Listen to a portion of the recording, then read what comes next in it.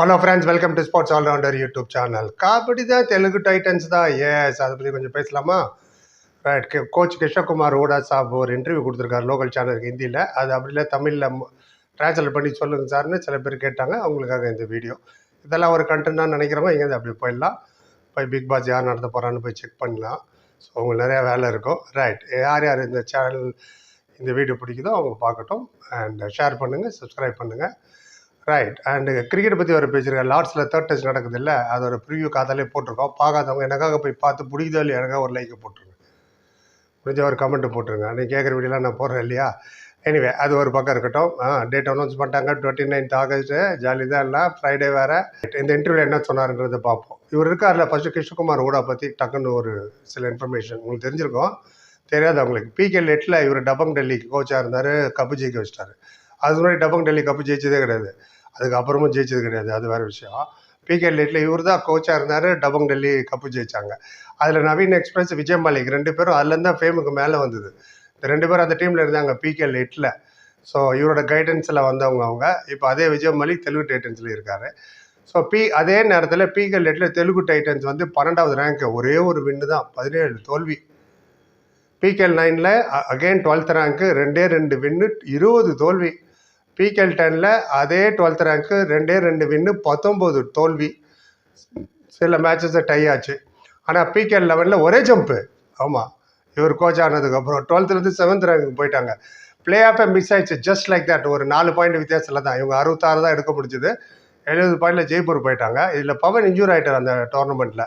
13 match வந்து தான் விளையாண்டாரு. அதுலேயும் 134 பாயிண்ட் விளையாண்டார். அவர் மட்டும் ஒரு 4-5 மேட்ச் விளையாடிருந்தாங்கன்னு வச்சுங்களேன், கண்டிப்பாக இன்னும் 2-3 மேட்ச் ஜெயிச்சிருப்பாங்க, குவாலிஃபை ஆயிருப்பாங்க. அதுக்கப்புறம் என்ன வேணால் நடந்திருக்கலாம். Different type of Telugu Titans பார்ப்பீங்கன்னு சொல்லி வந்தார் அவர், தி கோச். ரைட். அவர் என்ன சொன்னார் பார்க்கறதுக்கு முன்னாடி சேனல் கான்ட்ரிபியூட் பண்ணவங்களுக்கு தேங்க்ஸ் சொல்லுவோம். இந்த மாதிரி கான்ட்ரிபியூஷனால் தான் சேனலில் நிறைய வீடியோ போட முடியுது. ஏன்னா 5000 வியூஸ் பண்ணால் தான் $1 வரும், 85 ரூபா. அதை வச்சு எப்படி எவ்வளோ வீடியோ போட முடியும்னு நினச்சி பாருங்கள். So channel contribution are welcome. அருள்ராஜ்ன்றவர் 100 rupees, SM முருகன்றவர் 40 rupees கான்ட்ரிபியூட் பண்ணியிருக்காரு. So much Arulraj and SM Murugan. Friends, fans, viewers, subscribers, நீங்களும் கான்ட்ரிபியூட் பண்ண நினச்சா லைக் டிஸ்லைக் பக்கத்தில் சூப்பர் தேங்க்னு ஒரு பட்டன். நமக்கு 40 ரூபா தான் மினிமம். கம்பல்ஷனில் ரிக்வஸ்ட் தான். சேனல் வளர்ச்சிக்கு ரொம்ப யூஸ்ஃபுல்லாக இருக்கும். அடுத்த வீடியோவில் உங்கள் பேர் சொல்லுவோம். யூடியூப் உங்கள் பேர் பக்கத்தில் ப்ளூ கலரில் தேங்க்ஸ் போடுவாங்க. எங்களுக்கு நிறைய வீடியோ பேசணும்னு ஆசை தான். அந்த அளவுக்கு இன்னும் நஷ்டத்தில் போக முடியாது இல்லையா. ஸோ அதனால தான் இந்த ரிக்வஸ்ட். ரைட். அது ஒரு பக்கம் இருக்கும். விஷயத்துக்கு வந்துடுவோம். எடுத்தோன்னே கேட்டால கேள்வி, அப்புறம் என்ன உங்கள் ஸ்ட்ராட்டஜி சொல்லுங்கள் பார்ப்போம். ஒரு வாட்டி கூட கப்பு ஜெயிக்கல பிறகு எப்படி அப்ரோச் பண்ண போகிறீங்கன்ற மாதிரி அவர் கேட்டார் ஹோஸ்ட்டு. ரொம்ப காமெடியாக பேசுவார் இந்த கோச். நிறைய இடத்துல நானே நோட் பண்ணி சொல்லியிருக்கேன் உங்களுக்கு. PK லெவலில் ப்ரெஸ் கான்ஃபரன்ஸ்லாம் பாருங்களேன்.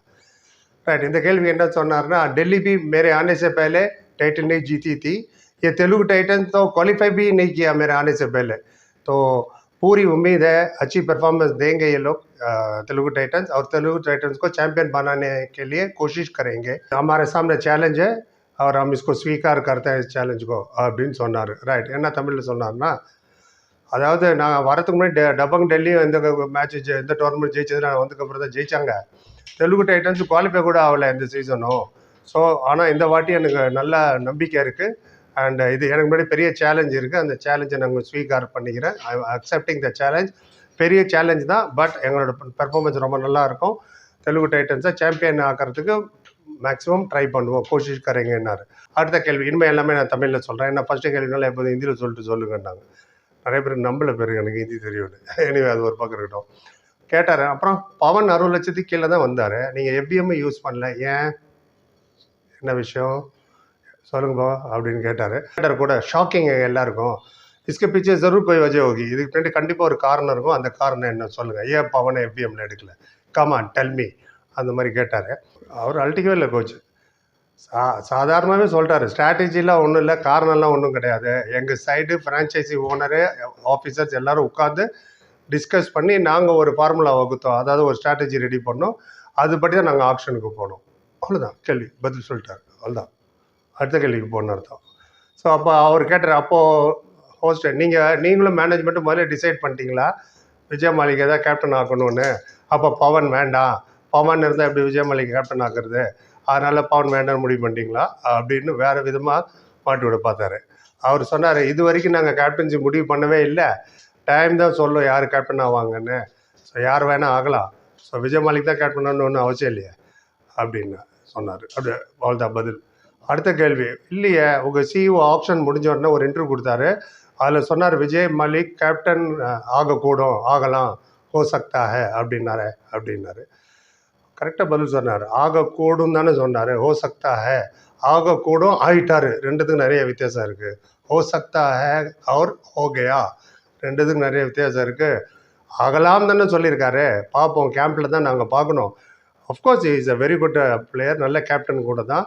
எங்கள் டீமில் இன்னும் நிறைய பேர் இருக்காங்களே, ஷிண்டே இருக்கார், அவர் பரத் கூட அவர் வந்திருக்காரு, அவரும் நல்ல சீனியர் தான், எல்லாருமே சீனியர் தான். யார் டீமை வழி நடத்தி கொண்டு போக முடியும்னு ப்ரீ கேம்பில் பார்த்துட்டு நிறைய ஆப்ஷன் இருக்குது எங்கிட்ட, விஜய் மலிக் இருக்கார், அந்த ஆப்ஷனில் கேம்பில் நாங்கள் டிசைட் பண்ணுவோம் அப்படின்னாரு. அந்த ஹோஸ்ட் இவர் விடுற மாதிரி இல்லை விஜய் மலிக் விஷயத்தில். திருப்பி கேள்வி கேட்டார். பிகேஎல் 8 அவர் டபங் டெல்லியில் இருக்கும்போது நீங்கள் தானே கோச்சு, ரைட்? அதுதான் காரணமோ அவரை இங்கே கூட்டு வந்ததுக்கு, போன சீசன் கூட இங்கே வந்தார் அப்படின்னு அவர் கேட்டார். சொன்னேன், பிகேஎல் 8 பிகேஎல் 11 எல்லாமே 2 இதுலேயுமே நல்ல பர்ஃபார்மன்ஸ் தானே பண்ணார். அண்ட் பவன் இன்ஜூரி ஆனதுனால டீமையும் வழி நடத்தி கொண்டு போனார் கேப்டன்சியாக. பவன் இல்லாததை நல்லா ரன் பண்ணார் டீமை. அண்ட் நானும் மேனேஜ்மெண்ட்டும் அதை கேம்பில் இப்போ பார்ப்போம், யார் நல்லா கண்ட்ரோல் பண்ணுறாங்களோ டீமை அவங்கள நாங்கள் டிசைட் பண்ணி எடுப்போம், இவங்க தான் கேப்டன் அப்படின்னாரு. அப்புறம் கேட்டார், ஆப்ஷனுக்கு அப்புறம் யார் உங்களுக்கு ஸ்டார் பர்ஃபார்மர் வருவாருன்னு நினைக்கிறீங்க உங்கள்கிட்ட ஹோல் டீமில் அப்படின்னு கேட்டார். எல்லோரும் நல்லா விளையாடுறவங்க தான், எல்லோரும் நம்பி தான் ஆப்ஷனில் நாங்கள் எடுத்தோம். அவங்களோட பாஸ் பர்ஃபார்மன்ஸ், டொமஸ்டிக் பர்ஃபார்மன்ஸ் எல்லாம் பார்த்துட்டு தான் எடுத்தோம். நீங்கள் விஜய் மலிக் ஆகட்டும், பரத்தோடா, அஜித் பவார், இன்னும் நிறைய பேர் இருக்காங்க, என்ஒய்பி சாகர், ஷிண்டே, இவங்க எல்லாமே நல்லா பர்ஃபார்ம் பண்ணவங்க. அது யார் ரெடியாக இருக்காங்க பர்ஃபார்ம் பண்ணுறதுக்கு. என்ஒய்பியும் நல்லா ரெடியாக இருக்காங்க, எல்லாருமே குட் பிளேயர். ஜெய் பகவான் இருக்கார், புது என்ஒய்பி ஒன்று எடுத்துருக்கோம், சேட்டன் சாஹூ. அப்புறம் இதே மாதிரி இன்னும் நிறைய பிளேயர் வேறு இருக்காங்க. ஒரு ஆளை நம்பியே டீம் இல்லை, ஒரு ஆளை மட்டும் டீம் எஃபர்ட்டு, பேலன்ஸ் டீம் இருக்குது எங்கிட்ட. அஃபென்ஸ் அண்ட் டிஃபென்ஸ் ரெண்டுமே பேக்கப் இருக்காங்க. 100% சொல்கிறேன், நாங்கள் நல்லா பர்ஃபார்ம் பண்ணுவோம் அப்படின்னாரு. அப்புறம் கேட்டார், விஜய் மலிக், பரத் ஹூடா, சுபம் ஷிண்டே இவங்க பின்னாடி காணாமல் போயிடுவாங்க பேருங்க உங்களோட என்ஒய்பிலாம் அப்படின்னாரு. ஏன்னா ஸ்டார்டிங் 7 அவங்களாம் சான்ஸ் கிடைக்குமா அது மாதிரி ஸ்ட்ரெயிட்டாகவே கேட்டார். சொன்னார், நான் தில்சே போடுறோம், அதான் நான் மனசார சொல்கிறேன். பிரஃபுல் ஆகட்டும், ஆஷிஷ் நர்வால், சேட்டன் சாஹூ, இவங்க எல்லாமே நியூ பிளேயர்ஸு. 100% கண்டிப்பாக சான்ஸ் கிடைக்கும். ஸ்டார்டிங்லேயே இருப்பாங்களான்னு நான் சொல்ல முடியாது. கண்டிப்பாக டோர்னமெண்ட் ப்ரோக்ரஸ் ஆகும்போது கண்டிப்பாக எல்லாருக்குமே சான்ஸ் கிடைக்கும். யார் ரொம்ப நல்லா விளையாடுறாங்களோ அவங்க த்ரூ அவுட் விளையாடுவாங்க. வந்திருக்காங்க சீனியர் அளவுக்கு, இவங்களாலேயும் பர்ஃபார்ம் பண்ண முடியும், நீங்கள் பார்க்க தானே போகிறீங்கன்னாரு. ஆமாம், இந்த காளியோட ஆட்டத்தை ரஜினி சொல்லுவார் பேட்டில். ஸோ நீங்கள் பார்க்க தான் போகிறீங்க, எல்லாருமே குட்டுன்னு. அப்புறம் கேட்டார், டிஃபென்ஸில் உங்கள்கிட்ட சுபம் ஷிண்டே, அங்கித் ஜாக்லான், அஜித் பவார், அப்புறம் சாகர் சேத்பால்லாம் இருக்காங்க, இவங்க தானே மெயின் டிஃபெண்டர் அப்படின்னு கேட்டார். இல்லை வேறு யாராவது கொண்டு வந்து புரியுன்ற மாதிரி அவர் சொன்னார் ஆன்சர். இவங்களை நம்பி மட்டும் இல்லை, பேக்கப்பும் நல்லா தான் இருக்காங்க. ஒரு ஈரான் பிளேயர் வேறு நாங்கள் எடுத்துருக்கோம், பெங்களூர் புல்ஸ் விளையாட ஒரு பிளேயர் வேறு எடுத்து வச்சுருக்கோம். ஸ்பெசிஃபிக்காக சொல்ல முடியாது இவர் தான் விளையாடுவார், இவங்க தான் நல்லா பர்ஃபார்ம் பண்ணுவாங்கன்னு. அவங்களுக்கு நிறைய சான்ஸ் கிடைக்கும், யார் நல்லா விடுறாங்களோ அவங்களுக்கு நிறைய சான்ஸ் கிடைக்கும். ஜெய் பகவான் இப்போ ஃபெடரேஷன் கப் ரொம்ப நல்லா விளையாடிட்டு வந்தார். ஆஷிஷ் நேஷனலில் ரொம்ப நல்லா விளையாடிட்டு வந்தார். ஸோ எல்லோரும் ஃபார்மில் இருக்காங்க. சென்னையில் நடந்த டோர்னமெண்ட்டில் ஒன்று எவ்வளோ நோட் பண்ணியிருக்காரு பாருங்க. சென்னையில் நடந்த டோர்னமெண்ட்டில் எங்கள் என்ஒய்பி சேட்டன் சாஹூ அவர் கலந்துக்கிட்டார். பெஸ்ட் பிளேயர் அவார்டு வேறு வாங்கினார். அவங்க டீம் தான் கப்பு ஜெயிச்சு, அந்த டீம் 3 லட்ச ரூபா ஜெயிச்சுட்டு வந்தாங்க அப்படின்னு பெருமையாக சொன்னார். ஸோ அந்த அளவுக்கு கேள்வி இருக்குது எல்லார்ட்டையும். சரி, கடைசி இன்னொரு கேள்வி கேட்டார். அப்போ எவ்வளோ ஸ்ட்ராங்காக இருக்கிறதா நீங்கள் நினைக்கிறீங்க மாட்டு விடுற மாதிரி கேட்டார். தமிழ் தலைவாசில் பவன் ஷராவத், அர்ஜுன் தேஷ்வால்லாம் இருக்காங்களே, உங்கள் டீம் அவங்க கம்பேரிசனில் நீங்கள் எவ்வளோ தூரம் போவீங்க அப்படின்னு கேட்டார் ஸ்ட்ரெயிட்டாகவே. சொன்னார், பவிஷ்யவாணி நான் சொல்ல முடியாது, அதாவது ஃபியூச்சர் பற்றி என்னால் சொல்ல முடியாது. மற்ற டீமை விட நாங்கள் சலிச்சவங்களும் இல்லை, ஹமாரி டீம் கிசி டீம் சே கம் நஹி, ஹிந்தி படம் டைட்டில் வர சொல்லிட்டார், ராம் கிசி சே கம் நஹி. போன சீசனும் பவன் 10 மேட்ச்சில் இன்ஜுரி, அவர் விளையாடிருந்தால் சின்ன மிஸ்டேக் அவாய்ட் பண்ணியிருந்தோன்னா நாங்கள் பர்ஃபெக்ட் குவாலிஃபை ஆயிருந்திருப்போம். கடைசி அப்போ கேட்டார், சரி அதெல்லாம் இருக்கட்டும், உங்கள் சேலஞ்ச் தான் என்ன, ஸ்ட்ரென்த் என்னன்னு கேட்டார். சொன்னார், எல்லா டீமும் வந்து அஃபென்ஸ் டிஃபென்ஸ் ஒவ்வொருத்தரும் நம்பி விளையாடணும். எந்த டீம் எஃபர்ட்டோட, டீம் காம்பினேஷனோட டீமாக விளையாடுறாங்களோ அவங்க கண்டிப்பாக நல்லா விளையாடுவாங்க. அதுதான் எங்கள் ஸ்ட்ரென்த்து. நாங்கள் எங்கள் டீமுக்கு கோர் டீம் மெயின் பிளேயரெல்லாம் வச்சு டீமாக விளையாட போகிறோம், ஒருத்தரை நம்பி இல்லை, அதுதான் எங்கள் ஸ்ட்ரென்த்துன்னாரு.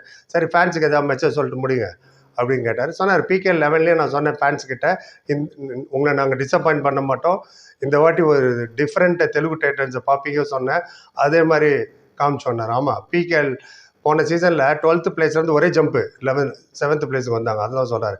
இந்த தடவை அதே தான் சொல்கிறேன், டிஃப்ரெண்ட் டைப் ஆஃப் தெலுங்கு டைட்டன்ஸை பார்ப்பீங்க, உங்களை நாங்கள் வந்து வருத்தப்படுற மாதிரி நாங்கள் விளையாட மாட்டோம், நல்ல பொசிஷனில் தான் நாங்கள் முடிப்போம், இந்த சீசனும் நல்லா விளையாடுவோம், அதை நீங்களே பார்க்க போகிறீங்க, எங்களுக்கு உங்கள் சப்போர்ட் வேணும்னு சொல்லிட்டு முடிச்சுட்டார். அப்பாடா, நானும் முடிச்சுக்கிறேன். ஒரே பார்த்து 10 பேர் நன்றி. Like, comment, share and subscribe சந்திக்கிறேன். Thank you so much.